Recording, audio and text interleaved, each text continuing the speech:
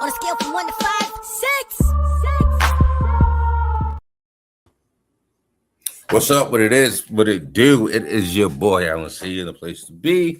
Happy Purple Friday to y'all that celebrate. um, First thing I always like to do is to tell y'all to follow Al U Buggin on Instagram, on YouTube at Al_U_Buggin. Go to alubuggin.substack.com.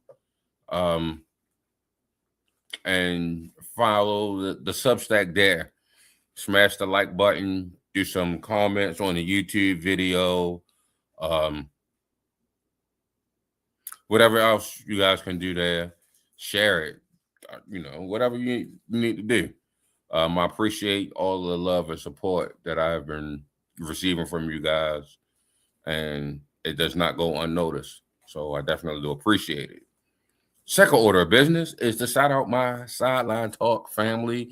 I did say Herb won the title last time, so again, shout out to my brother Herb, man, and Dundalk Poets on their state title. But man, shout out to Herb, shout out to Tay, shout out John. I appreciate you fellas.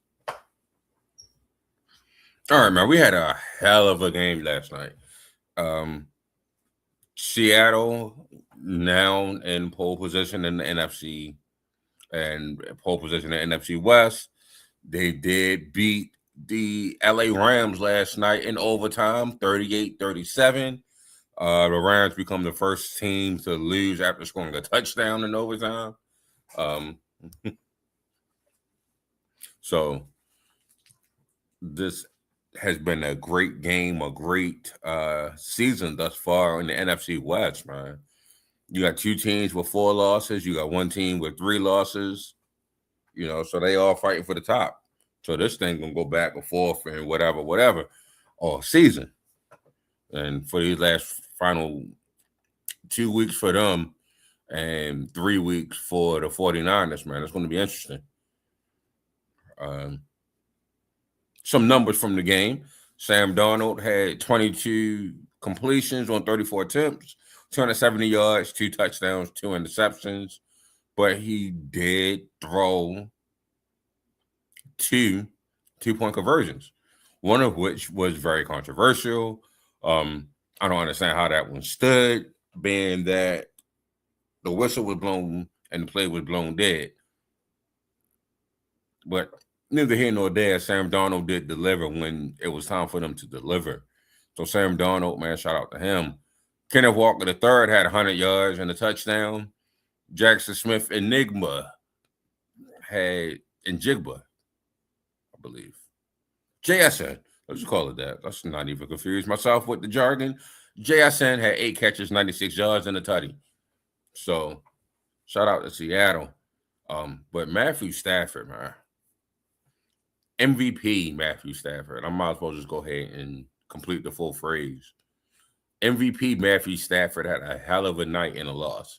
Had 29 completions on 49 attempts, 457 yards, 3 touchdowns. Williams also had 70 yards on the ground. Blake Corum scored the touchdown. We had 40 yards as well in the rushing department. So that two-headed monster combined for 119 yards. And Puka Nacua, I know he had a couple of things go with some fines this week and some online videos. But, man, that boy is a ball player. 12 catches, 225 yards, and 2 touchdowns. And then the defense, Josh Wallace and Kobe Turner each had an interception of Sam Darnold. Poona Ford and Landman had a sack each apiece. Kobe Turner had a sack and a half, and Jared Verse had a half a sack. So their defense came to play, man. That was just a hell of a game. And like I said, the first matchup this season went the Rams' way by a 2-point win. And then yesterday went the Seahawks' way with a 1-point win. So the record shows that they're close, and the games that they're playing are showing that they're close, man. So shout out to Seattle for actually winning the game and being ahead in the NFC and being ahead in the NFC West.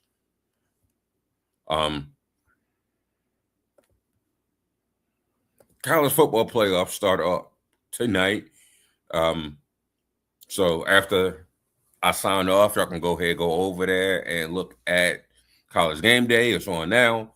But again, wait till I sign off, please. Don't be disrespectful. Don't be rude. But tonight's matchup of Oklahoma versus Alabama and Norman, Oklahoma, kicks off tonight at 8 o'clock. That's going to be a good one. And then the rest of the matchups for this week of college playoffs start tomorrow at noon. Number 7, Texas A&M is hosting number 10, Miami. I got Texas A&M on that one. Tulane is going to Ole Miss at 3:30. That game kicks off. And this is Pete Golding's first time as a head coach. He was the DC this year. But as Lane Kiffin transitions over to LSU, Pete Golding will be the head coach moving forward for this year and next. For Ole Miss. Again, I got Ole Miss winning. And then at 7:30, Oregon is hosting James Madison. I don't have any upsets this week. Maybe Alabama can go Oklahoma. That might be the only matchup that is, and it's the 8-9 matchup. So, of course, it's going to be close. But I think that's the only matchup right there this week that might actually, go to the road team. I think everything else this week is just going to go, whoever's hosting is going to win pretty much on that campus, and then go on to the bowl games against the top four teams in the league or in the country. But while that kicks off,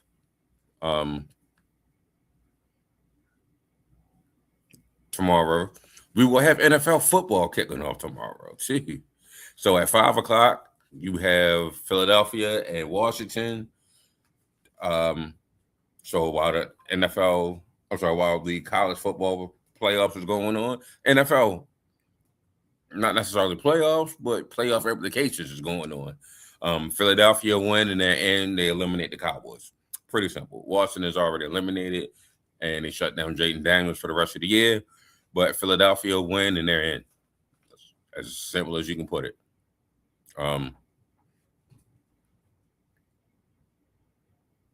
They kick off at 5, and then at 8 o'clock, the Packers and the Bears both are fighting for the top of the NFC, as well as the Seahawks and Rams still, because the Rams definitely ain't fall out that far with that one loss.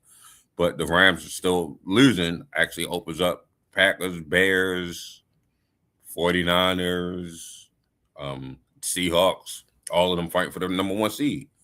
So the Packers and Bears, again, fighting for their division. They kick off at 8:20. Neither one of them can eliminate each other or claim a spot, but it definitely bodes well. The Bears beat the Packers, I believe, earlier this season already. So they're going for the sweep, if I'm not mistaken.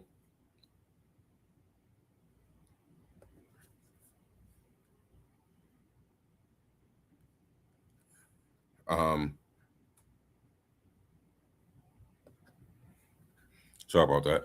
And then the Chargers are, I'm sorry, this is Sunday. Lord. Sunday, 1 o'clock. Chargers, Cowboys. Chargers win. They got to keep pace with the Broncos. They already eliminated the Chiefs. But a win, keep pace with the Broncos for the AFC West. If they lose and Broncos win, the Broncos got the AFC West locked up. Cowboys could be eliminated on Saturday if the Eagles win. If somehow they don't lose, if the Eagles somehow lose to the Commanders, Cowboys are still in and they're still playing to try to take the division. But if the Eagles win, Cowboys are already eliminated. So they're playing with house money if the Eagles win on Saturday at 5. Jacksonville, the Jaguars. I am completely happy and not really shocked, but like confirmed what I said about Liam Cohen. Let me find out I can scout coaches nowadays. But yeah, what I said about Liam Cohen as far as him going to Jacksonville and making the Jaguars a top team.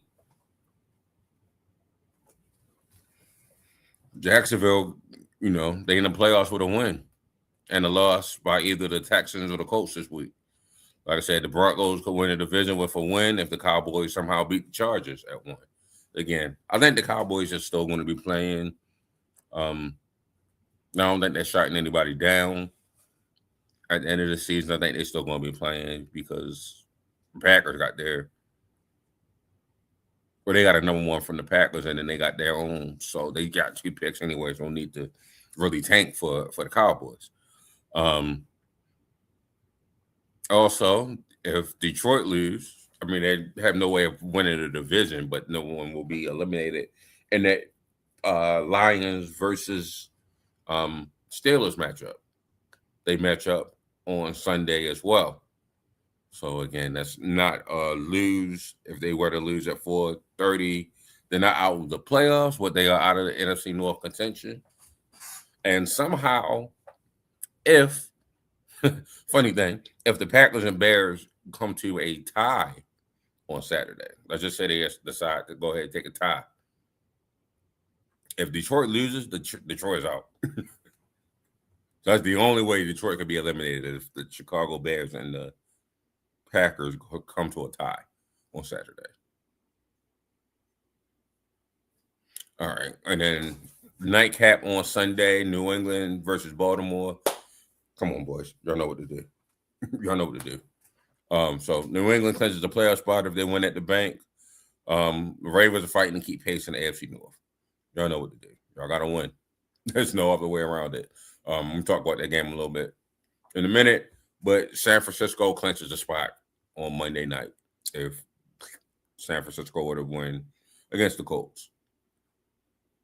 All right, y'all.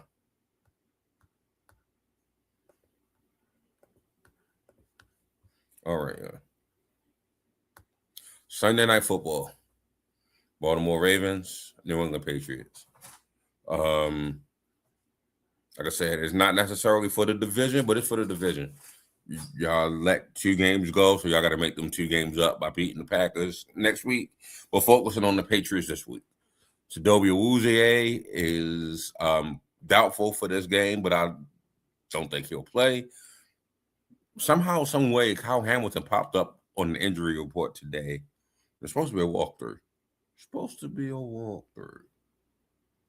So I'm going to be monitoring the call-ups if anything happens with that tomorrow. But Kyle, I thought he was going to be playing more of the linebacker role now that Teddy Buchanan is going to be out. Kyle is a jack of all trades, master of some. And being able to put him next to Roquan Smith to help with covering the middle, to help with running backs leaking out the backfield, to help with tight ends, would have been key. I thought him and Trenton Simpson would be able to switch off at linebacker. Also, Kyle playing in that slot with Chidobe out. Not saying I don't have any faith in TJ Tampa, because TJ Tampa, Marlon Humphrey, who I definitely have concerns about this year, and no concerns at all about Nate Wiggins. Is not a Jamar Chase over there for New England Patriots. Kayshawn is nice. Boutte is nice. I'm not even going to act like he ain't. Travion Henderson is my guy. I've scouted him for the last 2, maybe 3 years over at Ohio State. Travion Henderson is nice. The Patriots like to go for big swings. They have a quick strike offense that goes for big swings, go for big plays. Travion had 2 50-plus yard touchdowns last week. If we can limit what he can do on the ground and limit their plays, I think the Ravens have a good shot. If the Ravens can get off the field when they need to get off the field. Because last week, even though it was a dominant performance, it was a zero. It was a donut, right? And 2 interceptions and multi-sack game. The Ravens did not get off the field when they needed to get off the field a lot of the times against the Bengals last week. It was a very weird defensive game that you were dominant, but still got to clean up some stuff. And again, every game you're going to have to clean up something. Every game. So that's not even a knock or anything like that. But they definitely got to clean up getting off the field. The word of the day Sunday night is discipline. You can't end your drives by penalties. You can't keep their drives going by penalties. You already know football 101. I've already said it. Protect your quarterback, attack theirs. Make Drake May uncomfortable. Here's a second-year guy. Not saying that Drake May is a scrub by any stretch of the imagination, but he is a second-year quarterback. You may be able to rattle him a little bit with some type of exotic pressures, exotic blitzes. Could help, you know. And if he beats you with that, hats off to him. The kid is only person close, in my estimation, to being in the MVP running with Matthew Stafford. I know there's a consensus that's going on with Josh Allen being in that race, but I think Josh Allen is a little distant than those first two. So Drake May has been playing well this year. The Ravens have not really strung together back-to-back dominant performances. I want to see if we could finally do that as we go closer and closer to the playoffs. If that's where y'all want to go, that's what y'all want to get to. If that's where y'all want to play, got to string them together. So Bateman is coming back, and it's going to be key in the passing game. That's going to be an X factor to me because Zay Flowers can't do all the heavy lifting by himself as far as receiving.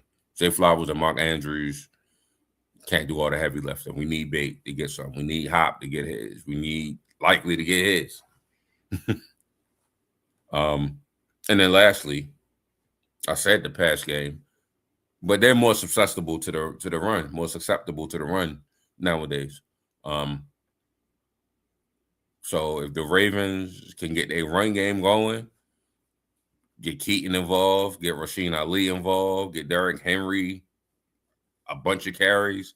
Lamar, if you feel like it, you see the lane, dog, take off. Let's get back to basic Raven football, how we've been dominant.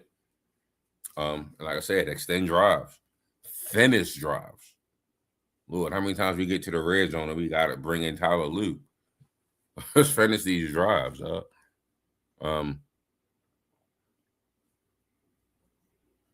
and somehow the Ravens get the craziest, most undisciplined, most bizarre turnovers and calls in games. Let's eliminate them, please, because y'all drive me got that crazy. But I'm gonna go ahead and get my picks out the way for this week, man. I'm already starting off on one because they had the Rams last night. But here we go.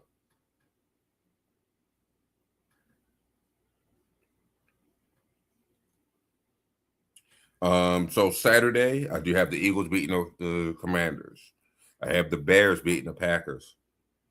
I have Buffalo over the Browns. I have the Chargers over the Cowboys. Even with Pat Mahomes out, I think the Chiefs do get the dub against the Titans. Saints Jets is a toss-up. I'll go with the Saints on that one. Vikings New York, both of them eliminated. Again, it's a toss-up. Give me the Vikings. Carolina and Tampa Bay. This one is interesting. I don't know why I didn't talk about this with playoff implications. Easiest way for Carolina to get to the playoffs, they got Tampa Bay to the next 3 games. Beat Tampa Bay both games. That's the easiest way to get to the playoffs for Carolina. So I got Carolina winning this week against Tampa Bay. The Bengals versus the Dolphins. Again, both teams are out of the playoffs, but I'm going with the Bengals. At 4 o'clock, the Broncos are taking on the Jaguars. I am a Trevor Lawrence guy, but not in this matchup. I'm going with Denver and their defense. Atlanta over Arizona. We talked about the game, but Detroit pretty much needs this one to keep pace with the NFC North. Again, they won't be eliminated if they lose, but it's going to be a hell of a mountain to climb. They won't be able to control their own destiny if they take this L to the Steelers. And I got the Lions winning. But that's pretty much a given. The Texans over the Raiders. The Monday game, the 49ers over the Colts for me. And then Sunday, like I said, the Ravens versus the Patriots. Can't be eliminated with a loss. And unless they get this run game going and finish drives and get this red zone defense going, red zone offense going, it could possibly be the beginning of the end. But come on, I got the flag behind me, I got the hat on, I got the hoodie on. Ravens got to get this one. I'm giving the Ravens a dub on this. All right, y'all. This is the end of my show. I appreciate you guys for tuning in. Be blessed. Be productive. Be more. Love you. I'm out.